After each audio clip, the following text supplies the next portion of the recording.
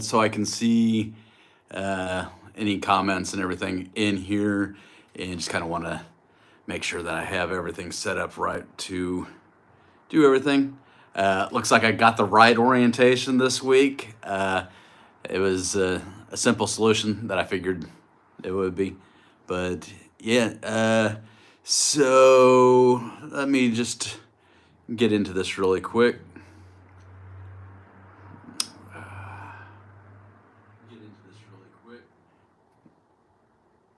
Hold on a second. I'll be right back. Hold on a second. I'll be right back.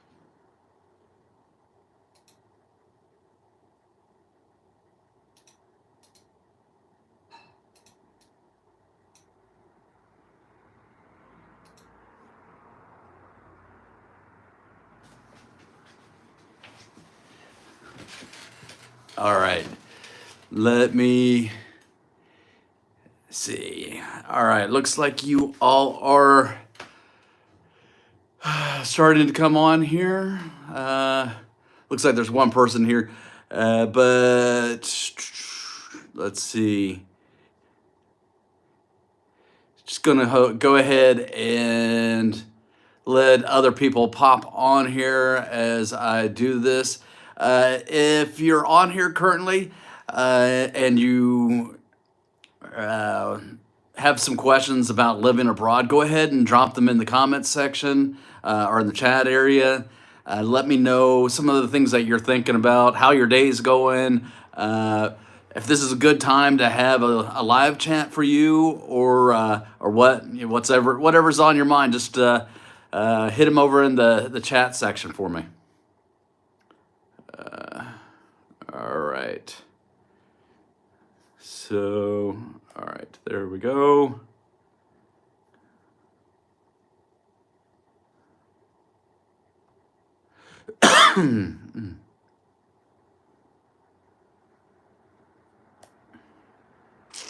All right, looks like we've got a couple people coming in here now.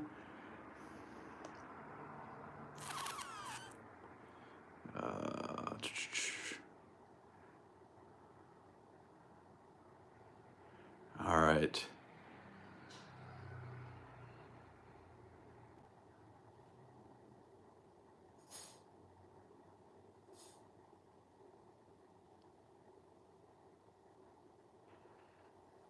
All right, just for some reason that's not popping up for me for the different chats on my iPad. Usually, like, it just pops right up, but it's not wanting to play well today. I guess it's always one thing or another, isn't it? Let's pop over here. No. Nope. All right, still waiting for some other people to pop in. Let me see if all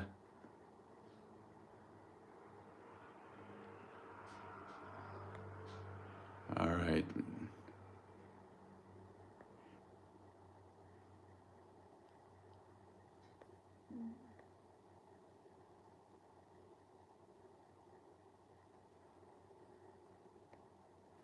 All right, still waiting a little bit here. Hope that you all are having a good week so far. It is Wednesday. Usually I have somebody mentioning something about the Kansas City Chiefs because got the Chiefs hat. Wow, what a game this past week there, and we got the Super Bowl coming up on Sunday. Be really exciting. I'm really excited about having the Super Bowl again to watch abroad. It's happened for me the past few years that the Chiefs have been in it, so I've been excited to be a fan of the Chiefs, obviously, and yeah. So, all right, I guess this is just not going to work too well for me. Let me try something else.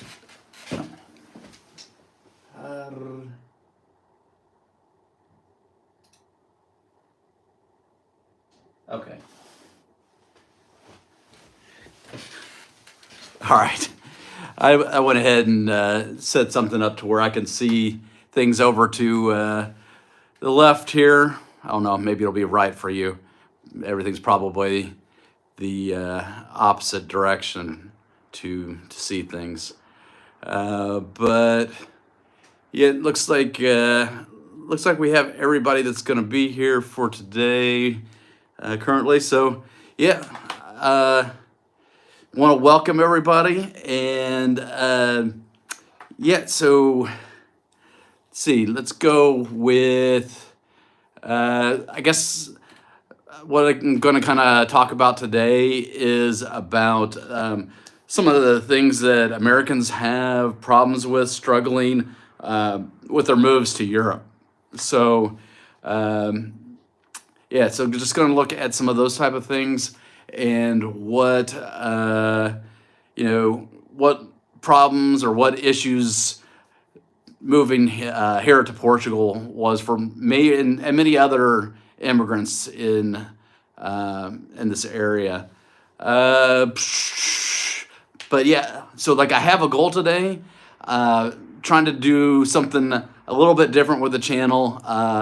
So like there's these super chats that are available to help support the channel, and they are something that I can really tap into to help improve the channel, improve the quality content that you're getting here. So if you are enjoying what I'm doing on the channel, what I'm doing with these live chats, it'll just help keep these good vibes going. Go ahead and hit the super chat. We have a goal today. I'm just trying to keep it as low as possible. It's just one super chat for $2.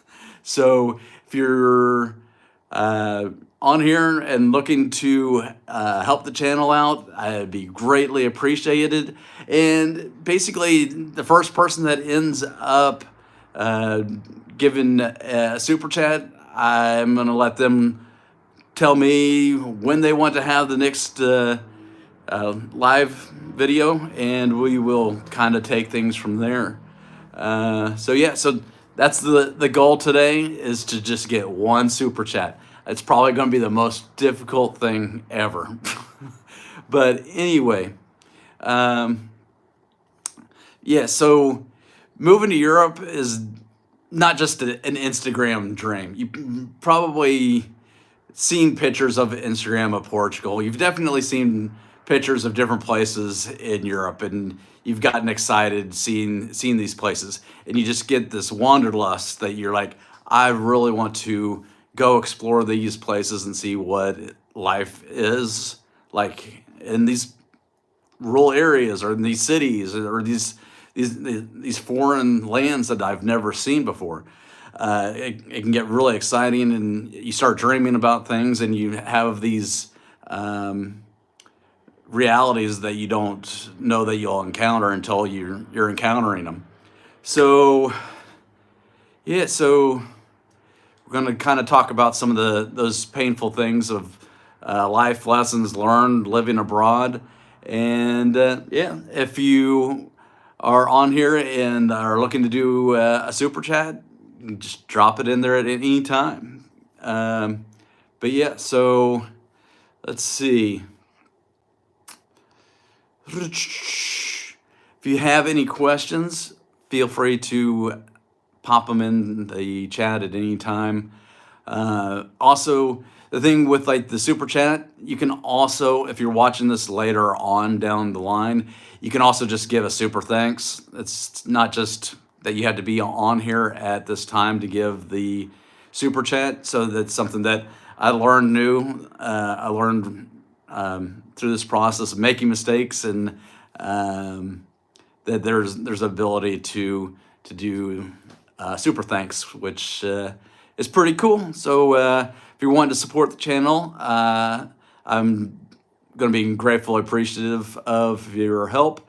But the first thing that you learn from living as a digital nomad abroad, and it's not just in Portugal and Europe, but it's something that definitely I've experienced here, and many other expats and immigrants have experienced, is that bureaucracy can be extremely painful. It's Going through the bureaucratic processes of getting a visa is challenging. It can be challenging even before you leave the United States to move abroad here to Portugal. So just going through all the hoops of keeping yourself legal is challenging. So, we hear about stories about immigrants coming to the United States and how difficult it is there. And I think that that's something that is important to keep a perspective about, of like, it's very difficult for immigrants to make it to the United States. There's people that have dreams of living in the U.S. from Europe or wherever in the world, all over the world. There's people that are wanting to go to the United States. So it's good to have a reminder that when we are looking to move abroad, that some of these visa challenges, bureaucratic challenges, are no worse than people that are experiencing the reverse. So we might not experience them on our day-to-day life living in the United States, but once we move outside the United States and are going through the process, we realize how difficult the situation is. So yeah, so going through the visa process in the United States, I've had friends recently. They had to drive all the way to Washington, D.C. to go through the visa process, to go to the consulate and talk to VPS and everything. And, they found out that, hey, they didn't have one item here that was necessary. They didn't have another item that was necessary, and that they needed to come back. They drove 8 hours one way, so they had driven a total of 16 hours for an appointment that didn't net them what they needed. So then they had to go back and go through the process again. And that's just one of the things. For me, like when I got here, like you go through the visa process in the United States, then you have to come here, then you have to go through. Back then it was CEF, now it's IMA in Portugal. But then they didn't have appointments like in the nearby city that I'm in Coimbra. I had to go all the way to Guarda, and I didn't have a car at the time, so I had to get transportation to get all the way out there. And I had just started the process. No, actually, I had already gone through the class at the university. So I had a little bit of knowledge of the Portuguese language under my belt, but still I didn't have a great ear for the language, especially for the accent in Gorda, which is a little bit different. Now my ear is a little bit better, and I can probably understand a little bit better, but still, not having the language under my belt to the best of my ability, it really made things difficult as going through these bureaucratic situations, and it still is today. Because I'm going through the process of going through getting a driver's license exchange, and they have my driver's license, and just going through the process of trying to get a Portuguese driver's license so I can legally drive throughout Europe and not have any issues.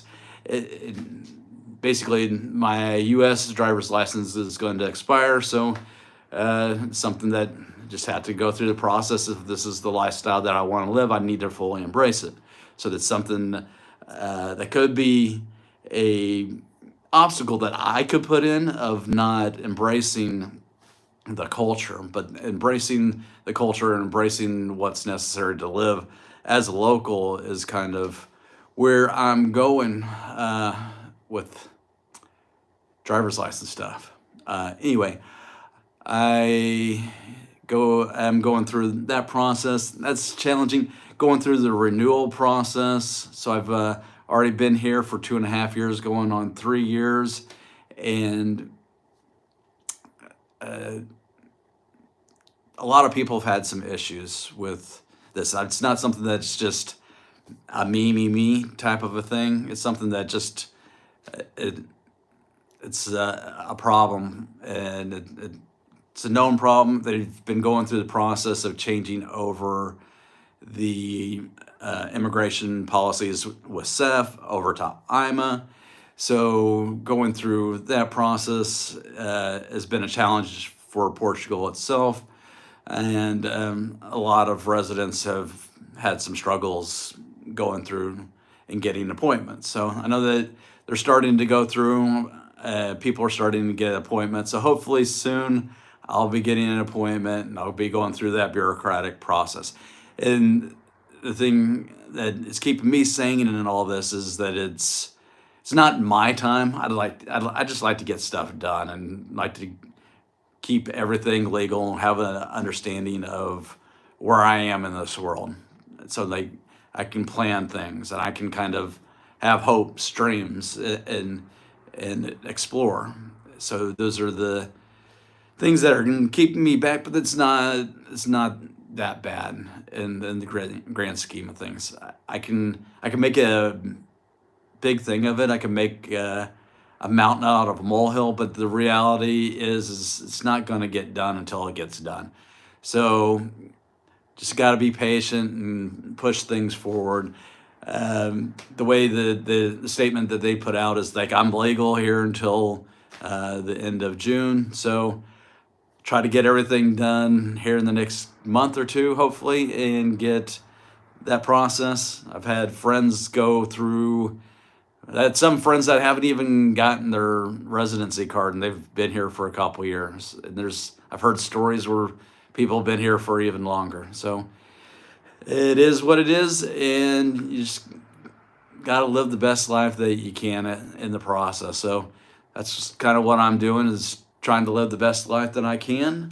And yeah, so that was the first thing that was going to go through, was just the bureaucratic process can be really painful. And it's something that is some of the 10 struggles that expats or immigrants from the United States are having here. So the second one is learning the language. And I kind of touched base of that on the first one. And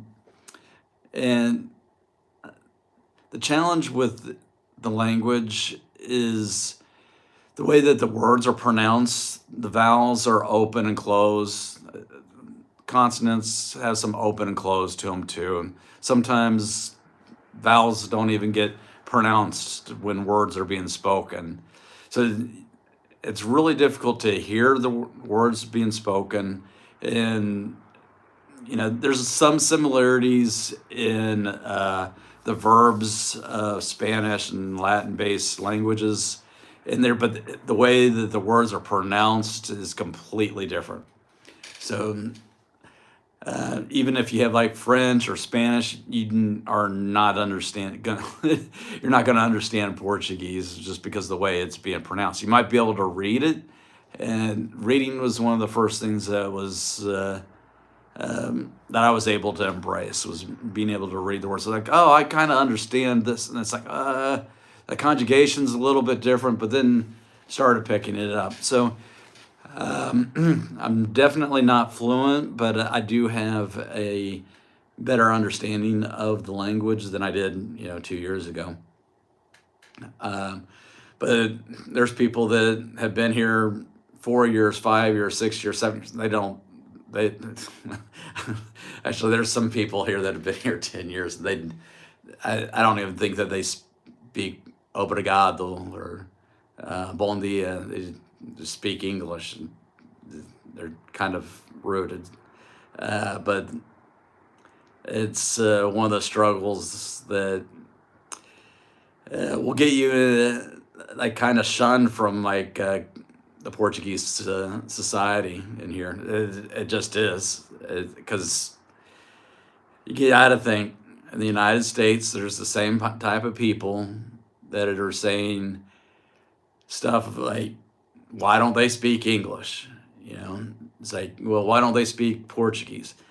What's even worse is some of the people that don't know Portuguese, but they know Spanish, so they just start speaking Spanish, thinking that the locals will understand them, and it just culturally a big no-no. It's better just to speak English. So maybe people not embracing the language is not going to get them very far, and they'll end up going back to the country that they came from. It's happens all the time. I read about it and see people leaving for the U.S. because they weren't able to embrace the language. They weren't able to embrace any of these struggles that are going on.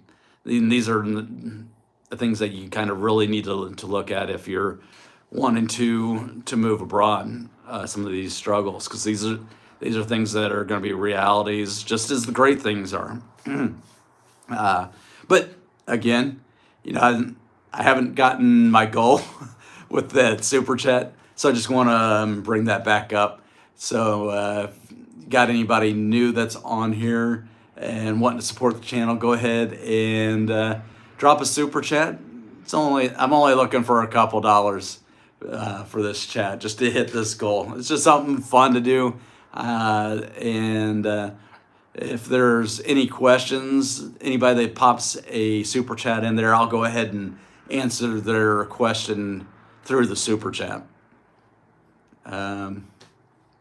So yeah, language is difficult. That's the other thing is it's not just Portuguese, like Portuguese, European Portuguese.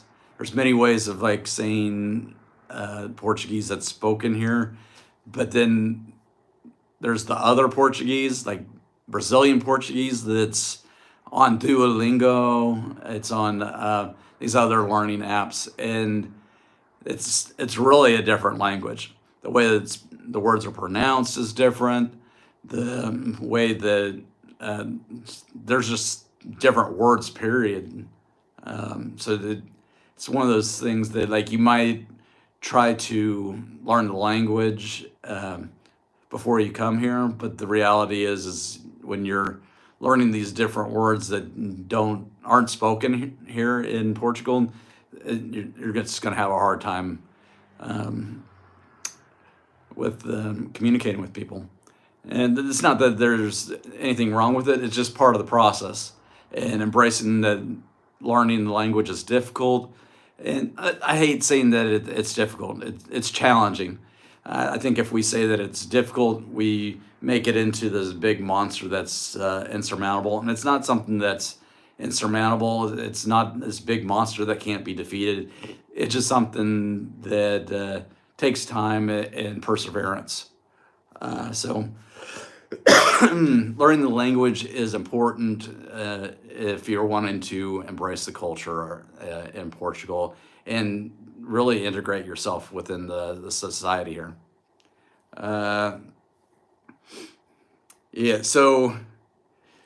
Customer service. Customer service is very, very different here.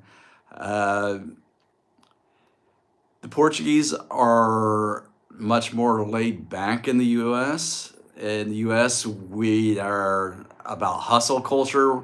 We're like, got to get this done, got to do this, this is on my list to do, that's got to be done. Hurry up, I need this done now. Like that's how. Why don't they have my food ready for me? So like coming here from the U.S., having this difference in philosophy of things will get done in the process of when they need to get done is really challenging for Americans. The thing is, say like you're at a cafe and you're waiting to have the waiter come over here to take your order. The reality is maybe you're not the first in line of the people that he has on his list, and he knows who it is, or she knows who he needs to, or who she needs to get to, or whatever gender that they identify with. They'll get over to you when it's time, And if it's just that you want a cafe, they'll get the cafe to you when they can get it to you. It's not going to be instantaneous, and it's not going to be this fast food culture type of thing. You're not going to get an omelet made for you in 10 minutes and it be on your plate. You might be looking at twice as long. It, it's just the way that it is. You might be waiting 30 minutes for a hamburger to be made. But the thing is like everything's fresh, it's got great ingredients, and you're going to be really happy once you get it. So it goes back to being patient and waiting for things to come to you when they do. Yeah, so the thing is it can be kind of challenging to have this more tranquil vibe of life.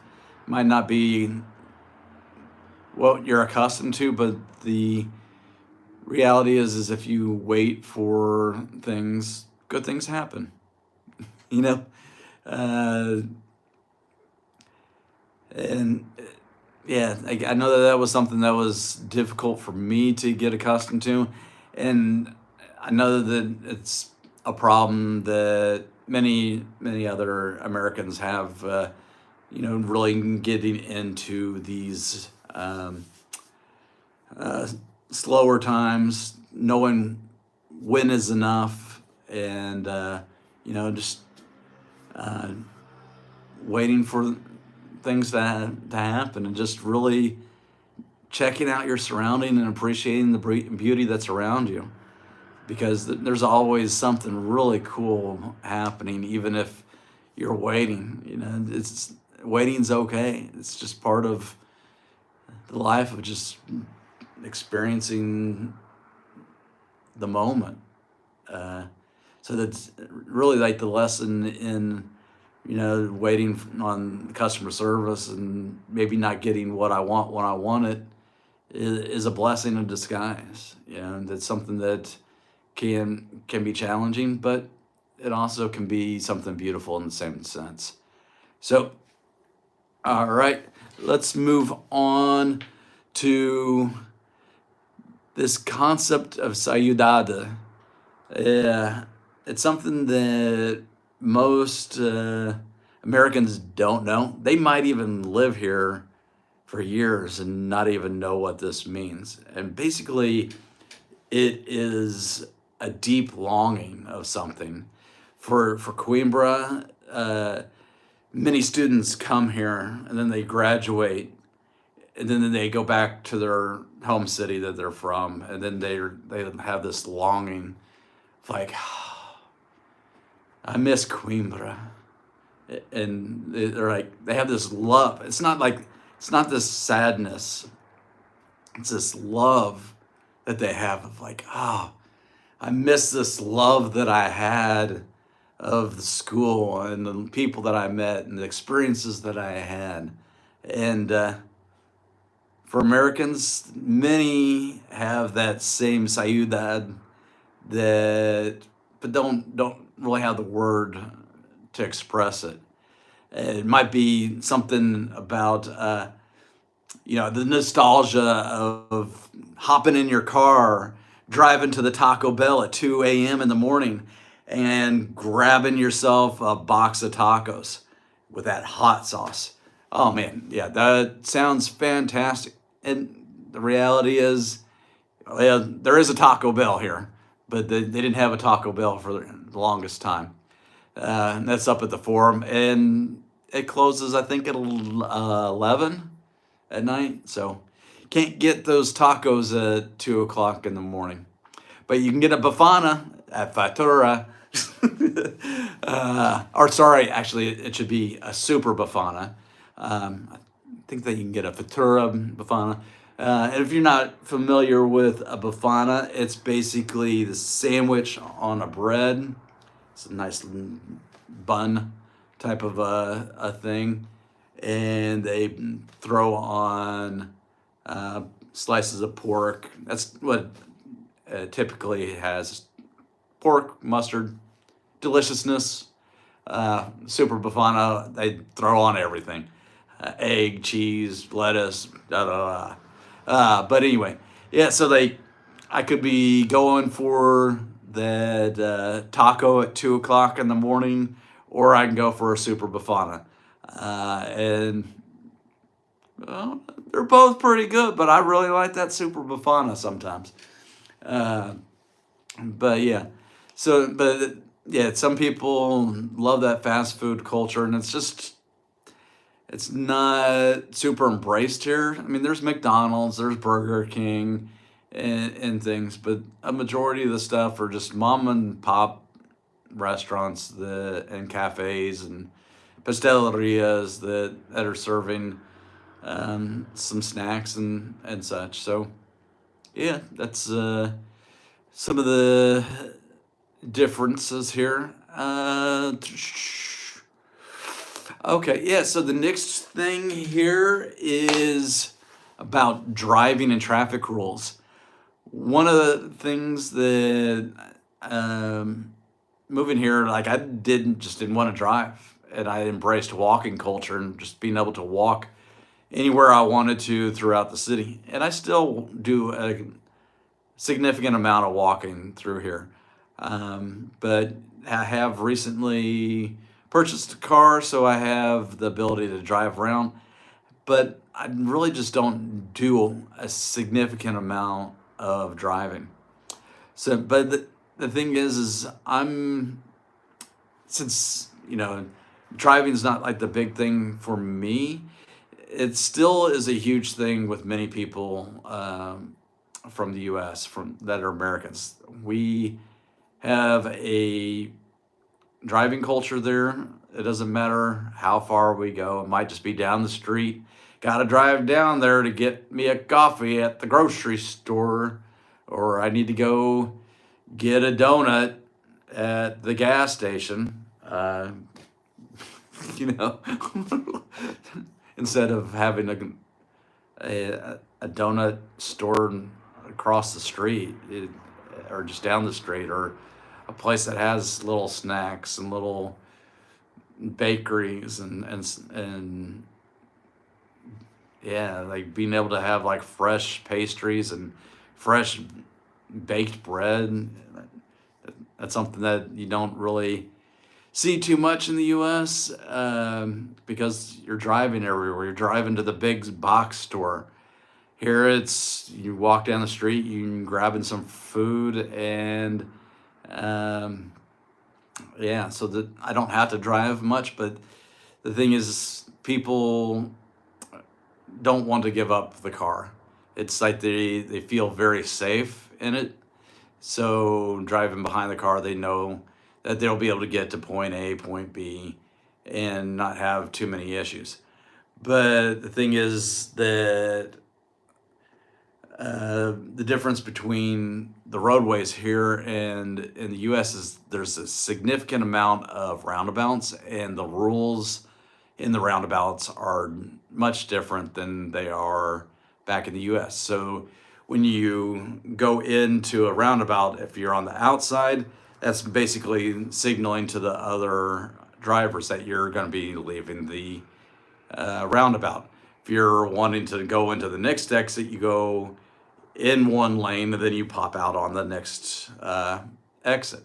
If there's a third one, you go into the third one. You're going to be go in one more, and then you'll go out the next one. So you'll end up going out 3 lanes or 3 exits. It's kind of difficult to say instead of just kind of show you. But yeah, so knowing that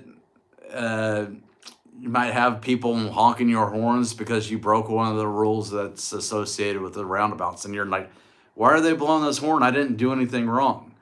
But yeah, you did something wrong. So that could be a little bit of a challenge. And then whenever you come up to a roundabout, the person that's to the left always has the right of way. So you might have a roundabout that doesn't look like a roundabout to you. It might just look like a street that's goes straight, but like kind of veers to the right just a hair. A person comes the other way around uh, to make what looks like a U-turn in front of you, they actually have the right of way. So it's just some little nuances and differences that can be challenging there. Um, knowing the knowing those rules is something that just learns from making mistakes. Most importantly, just don't hit somebody else's car, and you'll learn what you did wrong. But yeah, so yeah, the other thing is all the toll roads. There's a significant amount of toll roads. In the U.S., you might expect to hit a toll road going across a bridge or being on the highway, but here you might be on the highway. You kind of know that you're going into a toll road, and because you're going through like toll booths and everything. But there's certain areas that are major thoroughfares that are considered highways here that you don't know that you're on a toll road or that you're hitting tolls until you have these little devices above you. Or not only just having toll roads, there's these speed traps that have these boxes that will measure your speed, and then all of a sudden you have a ticket for speeding that you didn't know about. Gratefully, I haven't had any speeding tickets or anything, but not knowing about these speed traps and such is kind of a challenge for people if they find out the hard way. So that's some of the things that can kind of be a little bit different with the driving rules here in Portugal, in Europe in general. Uh, so yeah, so we'll go to the next thing here about work-life balance. That's kind of touched on earlier about the overall customer service. This is just living here in Portugal. The things are just much more laid back. It's not about working 80 hours a week. It's not about how hard you're hustling to get things done. It's about just getting things done in a timely manner, and you know, spending time with friends and family. It's That's what's important. I mean, we know, like in the U.S., like we know that family's important, right? So the thing is, they really believe it, and their actions show that it is important for them. So yes, like they need to make money and they go out and work to make money, but it's not everything. They need to spend time with friends. They need to go blow off some steam and play some football on a Friday night, which is what I do with some of my Portuguese friends. And yeah, so just having an understanding that uh, work has its time in your work week, and the friends, family, and everything else. And traveling, life experiences are equally important, if not more. So, really balancing the time and keeping the boundaries of that balance alive in life here can be kind of challenging. So I know that there's some people here that I don't even see. Like they work here, but I don't see them but every once in a while because they're working like an American. And what's the point? If you're going to be working all these hours to live in Europe, what's the point? The reality is that we wanted a better life, so why don't we embrace what the locals do and kind of live a similar life and embrace a more balanced work life? And that can be really challenging. Like some people, I mean, myself included, I've I worked 80 hours a week, and it was tiring. And knowing that, like, hey, I got to do this. I got, like, and I'm like planning out like my weeks further out just to keep my 80-hour week to like make the amount of money that I want to make, and not really spending a whole lot of time with friends and family, and just kind of, when I do, like, I'm exhausted, and like mentally, emotionally, and physically. That it just is exhausting. But like, it's it's difficult in that, like, I get into a cycle like that, and it's hard to stop. And there's sometimes here that I'm just work, work, work, work, work, and I'm like, I'm supposed to go out on a Friday night," and I'm like, yeah, but like, I need to get this website done, or I need to get this program written for this app for this person, and I just yeah, I just don't do some of these things that I want to do. Uh, it really, I want to have like a better work-life balance, and sometimes I can fall into those old behaviors that I had in the U.S. So yeah, so it's kind of difficult to keep things balanced. And the thing is that this work-life balance is really, really important when you move to a new country. And that is because of this next one that I want to talk about, is that you need to make local friends. Making local friends, if you don't make time to meet other people, then you're not going to meet new people. You're not going to have time to develop those friendships. Like, um, in the U.S., you spent years making friends. Over um over time, you understand like the nuances of how your friends respond to certain situations. And nobody's going to learn that about you until like you're spending time with them, that you're having dinner with them, you're having just a drink with them, or just going out and playing football with them, or sharing some things that maybe you love music, going out and listening to music with friends, going out on a walk with somebody. Hey, just doing activities with other people is how you make friends locally. So um, it might be something that is uncomfortable, but that's the good thing. Is like, these situations that we are vulnerable in allow us to grow, because really what the vulnerability is not knowing the answer to what happens next. And it's okay that something might not be something that we know. That fear of the fear of the unknown can be scary, but it's also something that's rewarding. The walking through things, and being courageous through those times of being afraid.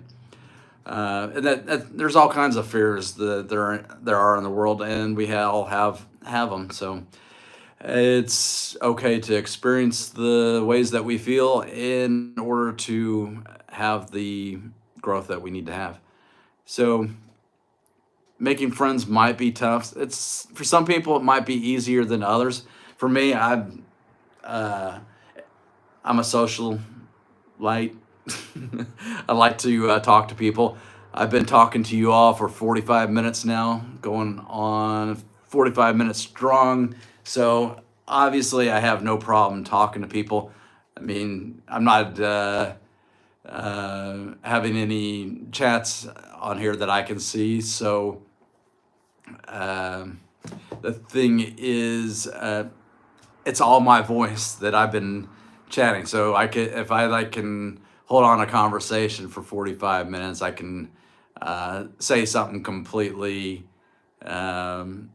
foolhardy to somebody to like get their attention, to spur some type of thought.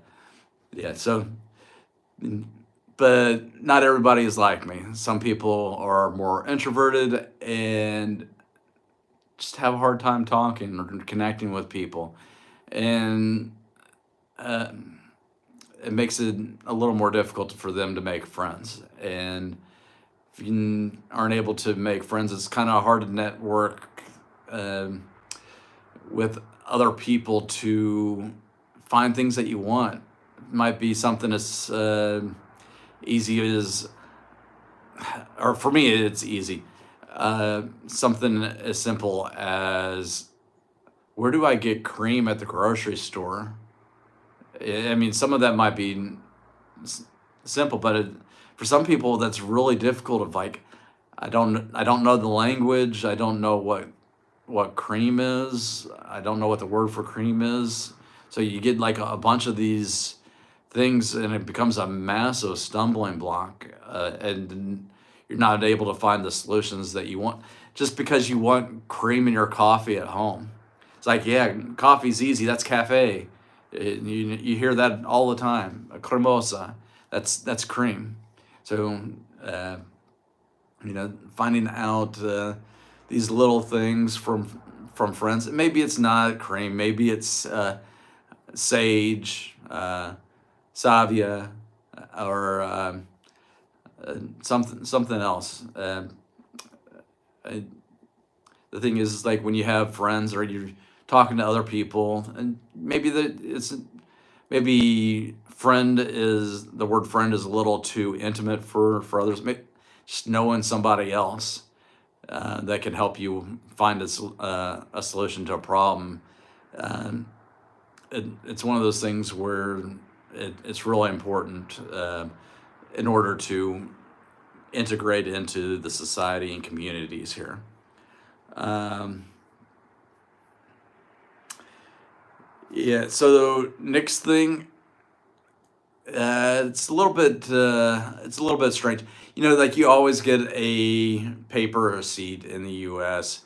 Here, it's not just a paper receipt. It might be like three different pieces of paper, and it might be something that it's just really, why do I need this much paper?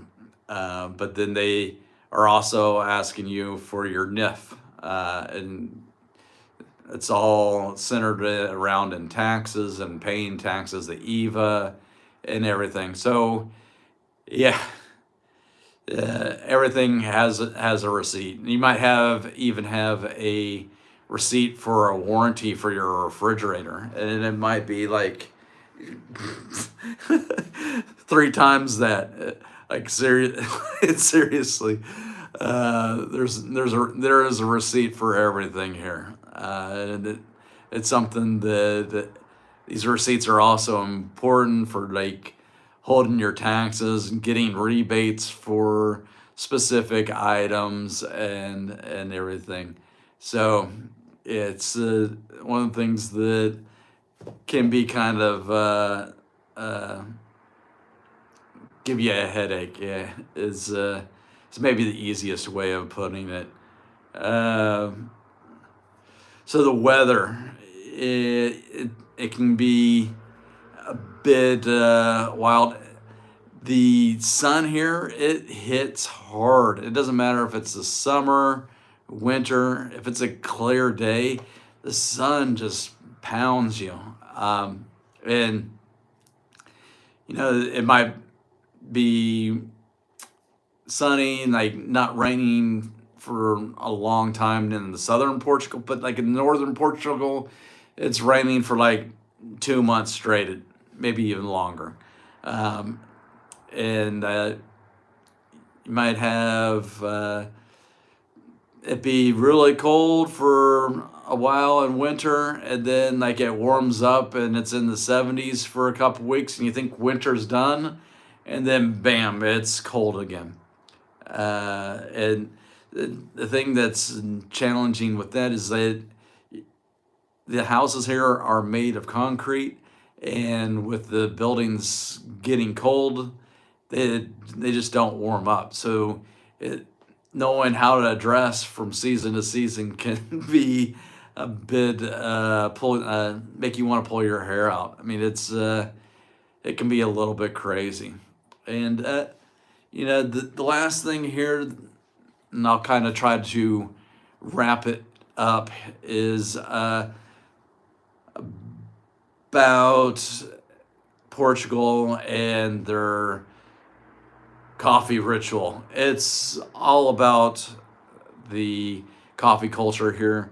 In the US, they say that they're about the coffee culture, but what they want is they want to hop in their car, go to the coffee shop, go into the drive-through of the coffee shop, get their big old cafe latte, cappuccino, cafe mochaccino, a unicorn coffee with 5 million grams of sugar. Yeah, and that doesn't taste anything like coffee. No, here it's all about having like a small espresso. Maybe drop a thing of sugar in there just to take a little bit of the bitterness off. Maybe a galao with some milk in it. But most of the time, it's just people having a small espresso and hanging out outside, and they're smoking their cigarettes. And the thing is it's not just at the cafes. Any of these little shops that are serving food, there's people that are going to be smoking outside at the tables, and there's a lot of people in Portugal that smoke cigarettes. And it's not just Portuguese, it's just how it is. It's part of the culture of like drinking coffee, smoking cigarettes. It's what keeps people alive here, I swear. Anyway, you know, yeah, you can get a cappuccino and things, but the cappuccino is going to be about yay big. If you're lucky, you might get a galao that's rather large, but for the most part, it's just going to be a small coffee, like in U.S. Perspective. But if you get an espresso, you're going to get a strong coffee. It's going to be forte. Yeah, so that's kind of the things that you'll experience. And I remember hearing people say that there's a lot of smokers here. And I didn't really realize it until I was here. And it's just part of the culture. It's young, old, people of all ages. Yeah, smoking's not healthy. It does seem that in the past year, I think that I've been seeing more people vaping than in the past. So there are more people that are smoking. There's a lot more people smoking pot also in public. They're rolling up weed inside of their cigarettes. It's legal to use drugs here, so it's not that they're doing anything illegal. It's just something that can be done now. So that's a little bit different for me, and a bit of a culture shock for me of why do I smell pot as I'm eating my bifana yeah, whatever I'm eating, maybe a bola de arroz, a pastel de nada, any of those things. But yeah, so there we have it. I think that was a pretty solid live stream here. Went over the top 10 things that make it difficult to integrate into Portuguese society. And if you like this video, comment in below. This is gonna be live or be available later on. So if there's something that you want me to discuss in future videos, live videos, I'll go ahead and do that. I'm gonna go ahead and make a commitment to continue to do these live videos on Wednesday. For me, it's 9 o'clock at night, and it's 3 p.m. Eastern, I believe.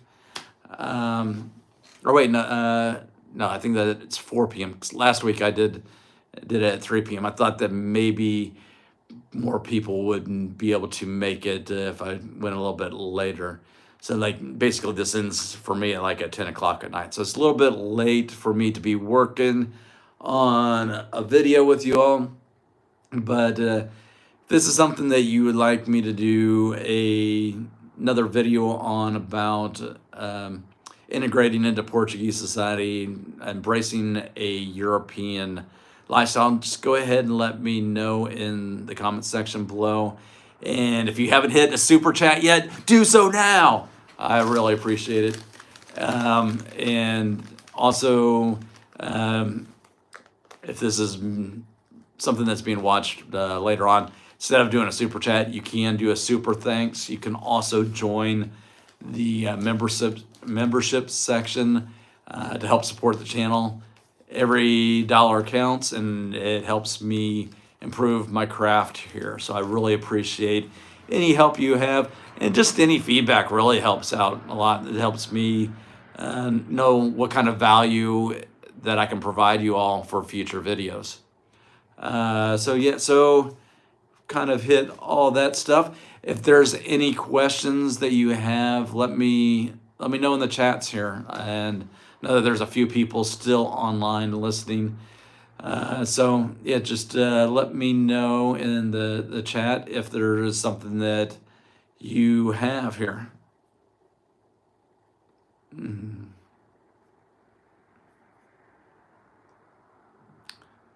All right.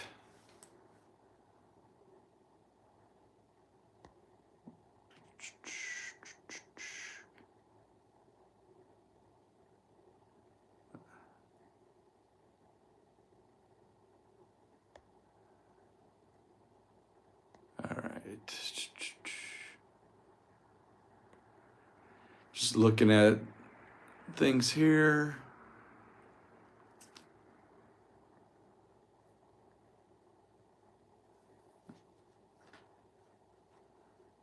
All right. I think that I'm going to go ahead and close it out for today. I really appreciate you all being here tonight. And if you have any questions, drop them in the comments section. And yeah, I'll see you all next week. And if there's a better time to watch this, then just let me know in the comment section. I'd like to get more engagement on here and get more people talking. But yeah, until then, I'll catch you on the next one. Thank you all.